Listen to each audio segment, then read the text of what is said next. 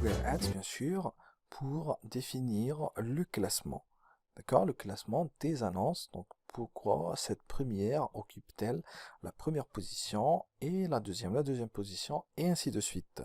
Alors, pour comprendre ça, nous allons voir les 5 facteurs clés. Il n'y a pas que 5, il y en a d'autres. Nous allons voir quelques autres. Voilà. Et les 5 facteurs clés voilà, du classement de l'annonce. Alors, on commence d'abord par le premier, bien sûr. Évidemment, ce sont les enchères. C'est lorsque vous définissez, par exemple, une enchère, vous indiquez à Google le montant maximal que vous êtes prêt à payer pour chaque clic sur votre annonce. Le montant que vous payez réellement est souvent inférieur et vous pouvez modifier votre enchère à tout moment. D'accord? Le deuxième, c'est le seuil minimum de classement des annonces. Donc, Google définit un seuil minimum. Donc, pour obtenir des annonces de grande qualité, d'accord? Donc, il définit des seuils de qualité minimum, d'accord? Qu'un annonceur doit dépasser pour apparaître sur une position donnée. C'est-à-dire que le résultat n'est pas garanti à 100% et que on n'est pas toujours sûr que notre publicité va être diffusée. D'accord? Donc il y a un seuil minimum de classement. D'accord? Après, donc il y a le contexte de l'annonce ou de la requête plutôt. Donc le contexte est important. Au moment des enchères publicitaires, alors pour calculer le classement de l'annonce, Google examine les termes de recherche saisis par l'internaute. D'accord? Et aussi sa position au moment de la recherche, le type d'appareil utilisé, bien sûr, smartphone, ordinateur, etc. Et aussi l'heure de la recherche, la nature des termes de recherche, etc., etc. Donc le contexte, d'accord, est super important aussi, d'accord, mais ça concerne plus l'utilisateur que l'annonceur. Après, il y a l'impact des annonces, plutôt des extensions. Je sais pas si on a déjà parlé de ça. Bon, bref, lorsque on crée une annonce et que on a la possibilité d'ajouter des informations complémentaires telles que par exemple le numéro de téléphone ou des liens vers des pages spécifiques de notre site web, ces éléments sont appelés des extensions. D'accord? Et Google évalue l'impact des extensions et des autres formats d'annonce que on va utiliser sur les performances de notre annonce. D'accord? Donc je peux vous présenter voilà un petit exemple d'extension. Si vous descendez en bas, vous allez trouver ici extension de l'annonce. Vous avez par exemple la possibilité d'ajouter un numéro de téléphone pour que les personnes puissent vous appeler directement. Vous avez aussi des extensions d'accroche, des liens annexes, etc. Vous pouvez mettre ici, par exemple, des liens, par exemple, de votre site web, comme par exemple, je sais pas, peut-être une boutique en ligne, peut-être un blog, peut-être, voilà, comme sur une publicité qu'on a vue. Donc ça, c'est une extension. La réservation de vol d'une destination à une autre. Par contre, les autres n'ont pas d'extension. Donc, Google, il va évaluer, voilà, les performances de ces extensions. Alors, le dernier facteur est la qualité de l'annonce. Alors, Google examine également la pertinence et l'utilité de l'annonce et du site web associé, d'accord, sur lequel on va drainer du trafic pour l'utilisateur qui la verra, d'accord. Le niveau de qualité combine différents facteurs, d'accord. Donc, on va parler de 3 grands facteurs déterminant la qualité d'une annonce. D'abord, on trouve le taux de clic attendu.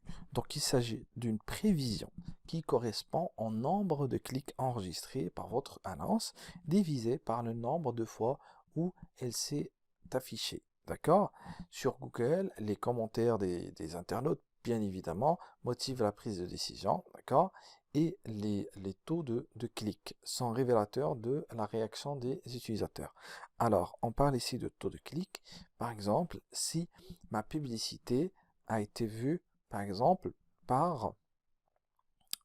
cette publicité, par exemple, a été vue par 1000 personnes, d'accord, ou 1000 fois plutôt, d'accord, et qu'il y a, par exemple, je sais pas, 50 personnes qui ont cliqué dessus. Alors comme ça, si on fait le calcul, on va trouver que le CTR, le taux de clic, est égal à 5%. D'accord? Par contre, sur la deuxième, il y a eu, par exemple, 100 personnes qui ont vu ça, d'accord, l'annonce. Par contre, il y avait, par exemple, 10 personnes qui ont cliqué dessus.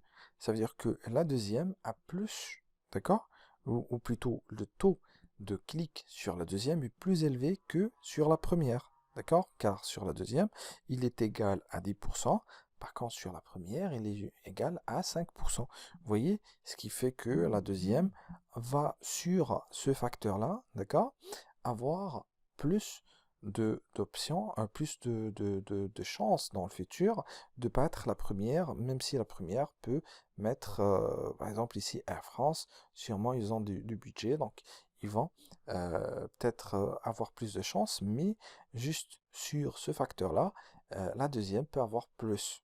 Vous voyez? Alors, le deuxième facteur de qualité de l'annonce, donc c'est la pertinence de l'annonce. Donc la pertinence de l'annonce mesure l'adéquation entre une annonce et l'objet de recherche d'un utilisateur. D'accord? Il nous aide à n'afficher que les annonces utiles. D'accord? Il évite également que des entreprises payent pour leur présence dans des résultats de recherche sans lien avec le produit ou service. On va voir un exemple.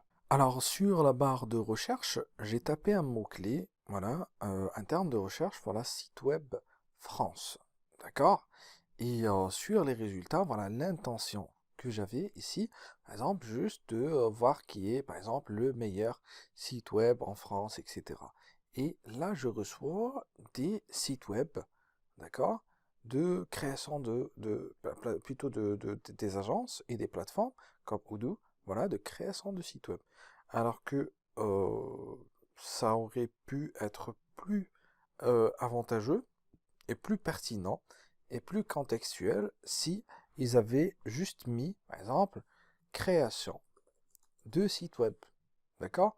Au lieu de sites web comme ça, d'accord? Pour ne sortir seulement sur les mots-clés qui contiennent obligatoirement création de site web, blablabla. Vous voyez? D'accord? Donc ici, on peut parler voilà, de la pertinence. Comme des fois, si je tape par exemple basket en France, etc., et que moi je veux juste parler du sport, et qu'il y a l'un des annonceurs qui vendent voilà, des baskets, d'accord, et qui sort sur les résultats payants, et que je clique dessus, c'est une perte pour lui, et aussi pour le client, voilà, qui est moi-même la personne qui a initié la recherche, parce que je vais perdre mon temps sur un site web de basket, alors que moi je cherche les infos, d'accord, sur le championnat, quelque chose comme ça. Vous voyez, donc il faut être plus pertinent lors du choix des mots-clés, d'accord? Vous pouvez même, par exemple, exclure des mots-clés. Par exemple, on peut mettre, par exemple, moins basket, comme ça, lors de l'ajout voilà, des mots-clés sur la campagne. Vous voyez? Donc ça, c'est un point très important aussi. Pour le troisième facteur, donc il s'agit de la convivialité de la page de destination de l'annonce. Alors la page de destination de l'annonce, ça peut être par exemple une page d'accueil, comme ça peut être par exemple une page de produit, une page de service. Sinon, il peut s'agir aussi de landing page ou ce qu'on appelle aussi les pages d'atterrissage. De toute façon, on va parler des pages d'atterrissage. Bon, les utilisateurs souhaitent voir des pages de destination d'annonces utiles pour trouver ce qu'ils cherchent. D'accord? Alors, si je parle par exemple sur mon annonce de d'ordinateur HP, blablabla, sur la page de destination, ça doit être conforme. D'accord? Je dois toujours rediriger les gens vers cette page-là, voilà, qui parle de HP, blablabla. Vous voyez? Par contre, si j'envoie le trafic vers des smartphones, je sais pas, des iPhones ou quelque chose comme ça va pas être pertinent. Ok? Donc une page de destination de haute qualité doit présenter un contenu approprié et original, aidant les utilisateurs à atteindre leur objectif. Elle doit être facile à parcourir, et claire, etc., etc. Et en même temps rapide lors du chargement. Donc je vous présente une page de destination. Donc ça s'appelle en fait une landing page. Donc une page qui est créée spécialement pour une offre, que ce soit sur les réseaux sociaux ou sur Google Ads, etc. Donc l'objectif est de convertir un maximum de gens, etc. Donc ça c'est juste un exemple sur laquelle voilà, on met pas de menu, on met pas de lien cliquable, on met juste l'offre qui doit être conforme à l'annonce qui a été écrit sur l'annonce, et en même temps, voilà, un seul appel à l'action, voilà, recevoir le livre ou télécharger ceci, ou participer, ou s'inscrire, ou acheter, d'accord? Donc ça, c'est un exemple de landing page. Même si sur Google Ads, on s'intéresse pas au taux de conversion, on s'intéresse plus au taux de clic. D'accord? Si vous, plutôt, Google Ads ne va pas prendre en considération le fait que vous avez eu 1 million de personnes inscrites sur cette offre, d'accord? Mais plutôt combien de personnes ont-ils cliqué, d'accord, sur votre annonce parmi, voilà, un certain nombre de personnes qui en veulent l'annonce. Donc il y a d'autres facteurs supplémentaires qui s'ajoutent bien sûr comme l'appareil utilisateur, donc le mobile, etc. Sa position, le moment de la journée, etc. etc. qui sont là pour déterminer la qualité d'une annonce. Alors il faut savoir que il y a voilà, de l'influence du classement de notre annonce sur le coût par clic.